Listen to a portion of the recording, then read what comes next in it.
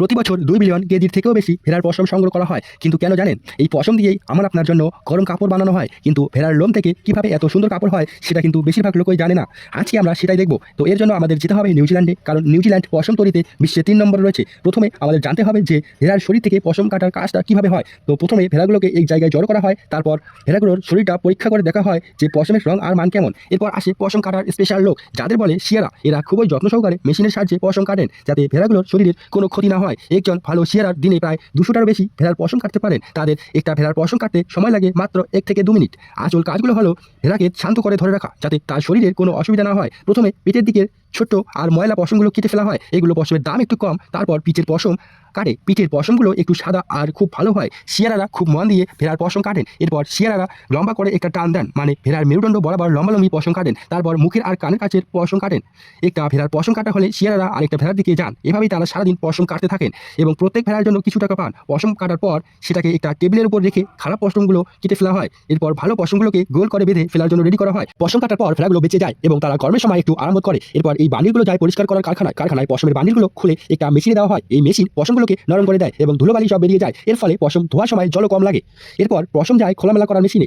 এই মেশিনে অনেক দাঁতের মতো আর জালের মতো জিনিস থাকে, যেগুলো পশমকে আলগা করে দেয়। এতে পশমের গায়ে লেগে থাকা মাটি সবগুলো সরে যায় আর পশমের সরু লোমগুলো আলাদা হয়ে যায়। এরপর পশমকে গরম জলের বড় গামলায় ডোবানো হয়। প্রায় 80 থেকে 82 ডিগ্রি গরম জলে হালকা সাবান মিশিয়ে পশম ধোয়া হয়, যাতে পশমের তেল আর ময়লা সব পরিষ্কার হয়ে যায়। প্রত্যেক গামলার নিচে এমন একটা ব্যবস্থা থাকে যাতে ময়লা জল বেরিয়ে যায়। প্রথম গামলা থেকে শেষ পর্যন্ত গামলা পরিষ্কার জলে চলতে থাকে আর পশমগুলো পরিষ্কার হতে থাকে। পশম পরিষ্কার করার জন্য প্রথমে 3টি গামলায় সাবান জল ব্যবহার করা হয়, যা পশমের তেল দূর করে। পরের 3টি গামলা শুধু ধোয়ার জন্য। বেশি সাবান দিলেই যে বেশি পরিষ্কার হবে তা কিন্তু না, অল্প করে সাবান দিতে হয় যাতে পশমের মান ঠিক থাকে। কম সাবান দিলেই পশম ভালো করে পরিষ্কার হবে না, আবার বেশি সাবান দিলেই চটচটে ভাব থেকে যেতে পারে। এরপর 4 নম্বর গামলায় আসার আগেই জল অনেকটাই পরিষ্কার হয়ে যায় আর একদম শেষের গামলার জল এতটাই পরিষ্কার থাকে যে এই গামলার তলা দেখা যায়। এই ধোয়ায় পশমের সব সাবান আর ধুলোবালি ধুয়ে যায় আর এটা শুকানোর জন্য একদম তৈরি হয়ে যায়। শুকানোর জন্য পশমকে একটা বড় গরম বাতাসের ঘরে ঢোকানো হয়। এই মেশিন গরম বাতাস ব্যবহার করা হয় আর বড় পাখা দিয়ে সেই বাতাস ঘুরতে থাকা ড্রামের মধ্যে ছড়িয়ে দেওয়া হয়। এই ড্রামের সুবিধা হলো এটা খুব তাড়াতাড়ি পশম শুকাতে পারে আর জায়গাও খুব কম লাগে। এখান থেকেই বেরানোর পর পশম আবারও পরীক্ষার জন্য যায়। সেখানকার কারখানার লোকেরা দেখে খারাপ কিছু রয়ে গেছে কিনা, যেমন অন্য রঙের সুতো বা অন্য কিছু, এগুলো হলে তারা সেগুলোকে সরিয়ে দেয়। তারপর পশমকে ধুলো ছড়ার মেশিনে দেয় যাতে বাকি ধুলোগুলো বেরিয়ে যায়।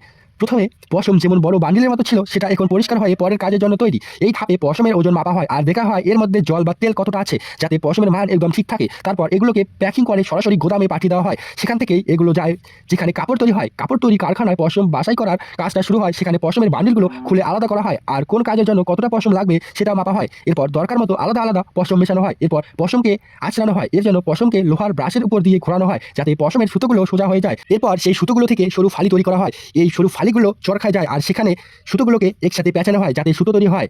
কিন্তু এই সুতো দিয়েই কিন্তু কাপড় বানানো হয়, তার জন্য এটাকে ভালো করে গুটিয়ে নিতে হয়। তারপর আসে কাপড় বোনার পালা। কাপড় বোনার সময় সুতো 2 দিকে সাজানো হয়, একটা লম্বালম্বি ও একটা আড়াআড়ি। লম্বালম্বি সুতোগুলোকে বলে টানা আর আড়াআড়ি সুতোগুলোকে বলে পোড়েন। টানা কাপড়টাকে ধরে রাখে আর পোড়েন দিয়ে ডিজাইন তৈরি করা হয়। টানা শুধু কাপড়টাকে শক্ত করে না, এটা দিয়ে নানা রঙের ডিজাইন করা যায়। টানা তৈরি হয়ে গেলে সেটাকে তাতে বসানো হয়। প্রত্যেক টানার সুতো একটা ছোট্ট ছিদ্রের মধ্যে দিয়ে যায় আর সেই ছিদ্রগুলো ওঠানামা করে পোড়েনের জন্য জায়গা করে দেয়। নতুন কাপড় বোনার সময় এই কাজটা হাতে করতে হয় আর তাঁত তৈরি করতে প্রায় 2 দিন লেগে যায়। তাতে টানা আর পোড়েন একসাথে জুড়ে গিয়ে কাপড় তৈরি করে। এরপর কাপড়টাকে ভালো করে দেখা হয় যাতে কোনো ভুল না থাকে। যদি কাপড়ের মধ্যে কোনো খুঁত থাকে তাহলে সেটাকে কাঁচি বা চিমটি দিয়ে ঠিক করা হয় যাতে কাপড়ের মান ভালো থাকে। যদি কাপড়ের শেষে ঝালর রাখার থাকে তাহলে কিছু সুতো না বুনে ঝুলিয়ে রাখা হয়। তারপর সেই সুতোগুলোকে একসাথে পেঁচানো হয় আর একটা আলাদা সুতো দিয়েই বাঁধা হয়। এরপর কাপড় ধুলে ঝালরগুলো সুন্দরভাবে ঝুলতে থাকে। এরপরের কাজ হলো কাপড়টাকে সুন্দর করে একটু ছোট করে নেওয়া।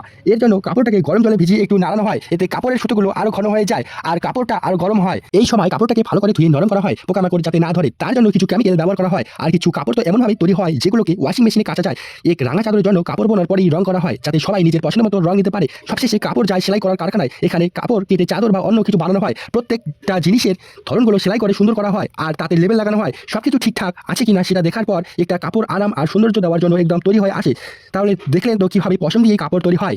তো এই ভিডিওটা কেমন লাগলো অবশ্যই কমেন্ট করে জানাবেন আর যদি ভিডিওটা ভালো লাগে লাইক কমেন্ট অ্যান্ড শেয়ার করবেন। আর এরকম ভিডিও পেতে আমাদের চ্যানেলটিকে কিন্তু অবশ্যই সাবস্ক্রাইব করে রাখবেন।